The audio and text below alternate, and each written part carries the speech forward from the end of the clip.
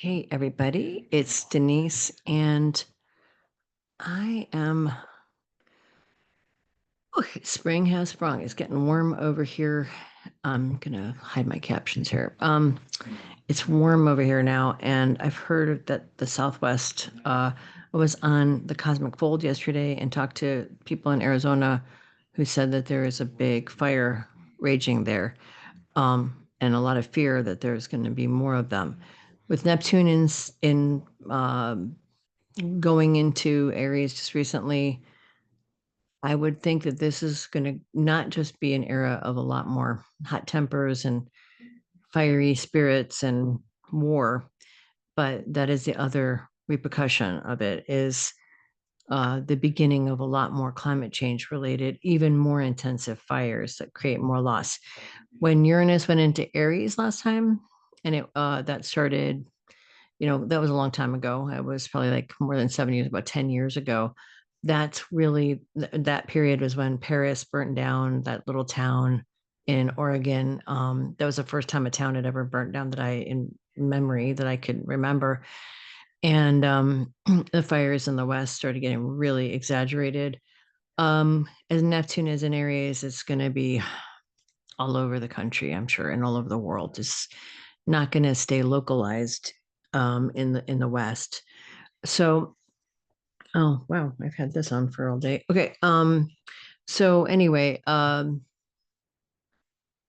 just wanted to talk a little bit about the fact that I'm going to sort of shift this channel a little bit, and try to use it more to get and prompt people into their spiritual development and do meditations and sort of readings, sort of giving people advice about how to deal with things.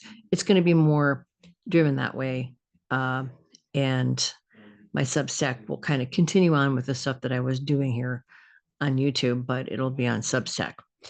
And which leads me to the other piece of businesses. This weekend, I'm going to be on Substack uh, free again. So please just come on over to Substack and participate in the conversation because it is a free, open kind of conversation. You just have to sign in with your email. You subscribe for free, and every week that I come on in the mornings, same thing. You just look at me on your phone and type in, whatever you want, ask questions, be part of the conversation. And that's where I'm going to be doing the live stream things is on Substack. We can talk more freely about whatever we want.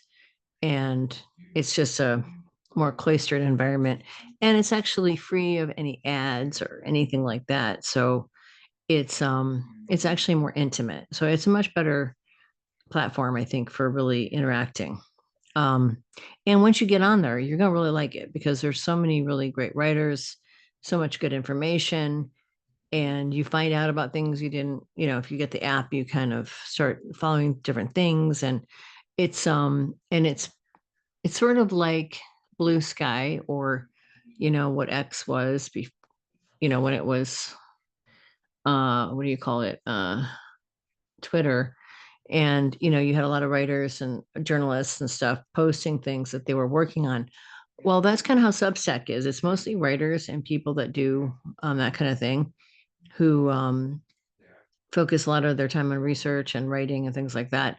So, and then there's people that just write for the fun of it, and that's great too. And they have Substacks, and you can start your own Substack if you want, because it's sort of like a platform to it's a hybrid platform. It started out as a newsletter platform, but now it's also has a social media component, meaning you can find other interesting things to read, subscribe to. There's a notes section where there's sort of like that in that section, people share bits of information like they would on Twitter or on other social media platforms, and you can interact on those parts of it and you kind of get exposed to different ideas through that. But it is tailored towards people who have, like, you're not gonna get, like, if you're subscribed to my Substack and Michael Moore's Substack and Tom Hartman's Substack, you're not going to get like a bunch of really crazy right-wing jerks like piling on you or something like that when you say something, which I really like about it, because I don't really feel like the internet, I mean, it's too easy for people to fight with one another, and it really solves no problems. And all it does is upset people and add to the anguish that people are already under. So I really like that it really doesn't allow that kind of to happen, because people are kind of accountable because they are subscribed to things. So it's not people don't act like jackasses, to be honest with you, on there. So it's a much nicer platform. I really do like it. Um, and I know I'm totally selling it, trying to sell it to you guys, but I really do feel like it's the way forward, and it's going to be a really important in the time coming, that people are connected to one another through people they trust, and that they can have connection, but also accountability, so that if something does happen, there is a way to connect outside of this virtual space if that's necessary. And so, anyway, I'm happy about it. I know it has its problems like anything else. It's not perfect. It's still powered by people in that stratosphere of tech people who are not always of the highest, greatest good. I always find it so ironic that during the 90s, when they were faced with questions about how to regulate them, their answer was, well, we're doing this for the greater good of mankind and we don't need regulations. We're so humanitarian. And voila. So I want to also just point out one thing too. I read an article this just a day ago or something about this for-profit. It was in Mother Jones, for-profit healthcare system. It started out as like a company ran by a doctor, and it's a whole story. It's very elaborate, but the basic gist of it is this really for-profit model ended up killing about 25% more people than the normal models, which were not for profit. Profits in things like healthcare, in any kind of helping service kind of based things. I mean, there is some profit. Everybody is an exchange, people need to make a living, but when it's all about just squeezing as much money as people can out of a system so they can just live ridiculous lives while other people die, not moral, not moral. And we're seeing this across the board. It's like very much a callback to the Gilded Age or the period of time, like, Dickinsonian England, sort of third worldy type of stuff, where, people at the top basically want to just squeeze a juice out of everybody and get as much as they can for themselves and let other people languish. And this is going to become a real problem into the summer um, as we start to see some of the tariffs, some of the shortages already today. I had to get some medicine for my kid, and it is not on the shelves. It is not it's not in the pharmacy. It's a prescription, but they didn't have it in stock. It's like what happened during COVID, where you couldn't get certain medicines because of the disruptions. And that is the kind of stuff we're going to start seeing. And that is also going to make people upset. We're looking at a summer that is going to be hot in many ways. In many, many ways, it's going to be a hot summer. So buckle your seat belts, is all I can say. I just threw some cards to see what I should talk about with people today as well. And I think a lot of people are sort of anxious about this new period we're going into uh you know with potential shortages. Maybe they're going to get laid off. People are worried about their jobs. Another thing I want to say is about, I can't even remember when now, because it might have been on my astrology and psychic predictions blog, or it could have been here on YouTube about 8 years ago. It was a long, long time ago, when I was talking about Uranus going into Taurus, which we're still in Uranus and Taurus, and about how that would mean this disruption of jobs and work and money and values. And what we're really seeing with AI and how fast it's going. And we've had disruptions in other ways, right? We see now you go into like a McDonald's and there's all these machines that you can order from, or you go to your local grocery store and there's one checker and everything else is self-serve. So we've already been going this like getting rid of people's jobs, regular jobs. And now we've got this disruption with tariffs and everything, and that's also going to disrupt jobs. We had COVID during Uranus and Taurus, I think, as well, which disrupt people's work. But what I was saying back in the day, like, I don't know, probably at least 10 years ago, 8 years ago, at the very shortest period of window, was that this is going to bring about technology, Uranus, that is disruptive to work, and that we are going to have to find other ways. So this would be a period where we're going to have to rethink capitalism in a certain way, right?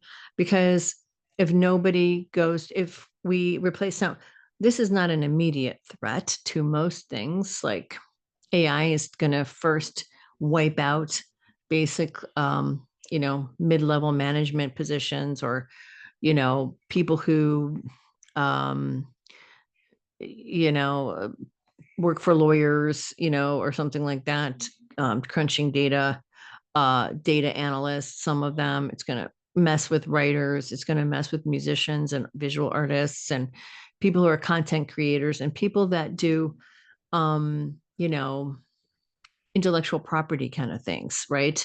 Or even organizing things. So there's a lot of ways it's going to work. And even with research and a lot of things it's going to disrupt a lot of people's jobs. And there's going to be some estimates are as much as 45% of the workforce could be affected by AI in terms of being displaced. And I don't mean it will help some people do more, and it's just going to cause a big sea change. It's going to be a big paradigm change. Now, um, take that one step further, and there's attempts to marry AI with robotics, basically, a car that can drive itself, which has not been entirely successful. It's trying to marrying the artificial intelligence with the artificial body and making something that's sort of like a robot that can do all these other things. At the point where AI can be totally married to a system. For example, you have AI smart enough, you program it in to do all that. Maybe it could run an entire, Coca-Cola bottling what not a warehouse, but what's my head, a place where they bottle Coca-Cola, manufacturing plants, things like this, where basically you could just have automated robots, an AI brain, and maybe one or two workers who go in there, clean up the place, check out, make sure that the AI is functional, it's working, that it gets its updates, and just sort of the plant is sort of almost like taking care of itself. It's just now this is where AI will go. And eventually, most jobs will be eliminated over time. I'm not saying it's going to happen tomorrow, but this disruption is happening with Uranus and Taurus. And at some point, we're going to have to rethink what it means to be human in a certain way, because a lot of people are defined by their work, by the things they contribute to society, by getting a paycheck. They know that they spend their time doing this and they get that back. They have a routine. There's so many elements that we have been involved in for so many, many years that are going to be disrupted, maybe not tomorrow, but over the next 10 years. That even without all of these other problems that we are dealing with, not even if you took away climate change, FF, that's my name for the orange one now. You can figure out what that means. All of the different political problems around the world, authoritarianism, all of those things, even if you took away all of that and just dealt with this is a huge paradigm shift that could be extremely disruptive in ways even bigger than the internet was, and even bigger than anything else in our lifetime. It really could be, and it will be, because if it is possible to do that and to take all of the data and knowledge of humankind and distill it into an artificial intelligence that can take the best of all that and sort of filter it into something hyper rational, it's also going to come up with things that we didn't. And we're also going to have to keep feeding it with new information because it's not human. But the repercussions are so magnifyingly huge. They're just massive that I think people are looking at it in a very short-sighted way, including the people that are producing AI. They seem to be in this sort of race to get it done and to control it, but it's not going to be controllable. Just like the internet wasn't really controllable, this is more extreme. And at some point, these people who are these billionaires, in the quest to control all knowledge and to try to acquire all of people's work and feed it into a machine to be able to sell it back to us so they can make more of a profit, are going to realize that money itself is going to be a problem, and is going to be what you call the irony of all ironies. Anyway, that's a whole thing that I plan on kind of going into more over time as this continues to evolve. But I just want to put some of those ideas out there for you to think about. How can we fix that? And I think on the other side of all of these changes that are going on in the US with our government, which, trust me, we will have another side to this story, and we will have to rethink some of our laws and things like that on the other side of all this. When that happens, we also have to think about capitalism, not just democracy, but capitalism too. And how do we evolve that into something else? Because it's not going to be working very well if nobody can get a job. So anyway, hate to bum everyone out, but it's not happening tomorrow. It's something to think about so we can solve it and we don't have to suffer. So I just want to put that out there and hope you all have a wonderful weekend. Come and join me on Saturday on Substack. For those of you watching this on Substack, I will be on Substack doing a live Q&A with you guys. And it will be at 11 a.m. Central Time. That's noon Eastern, 10 a.m. Pacific, 11 a.m. Mountain. I don't know what it is if you're in France or Germany or something like that, but you can just Google it. And I hope to see all of you there. Blessings and have a wonderful evening. I will not give up my channel, but I'm going to mutate it a little bit. So see you guys soon. Have a lovely evening. Blessings to all. Please subscribe to this channel and continue to engage with it, because I'm going to shift it into something else, but it'll be hopefully even better. And please subscribe to my Substack. I look forward to continuing on our long relationship that I've had with all you guys. Blessings to all of you. Have a wonderful evening. Take care.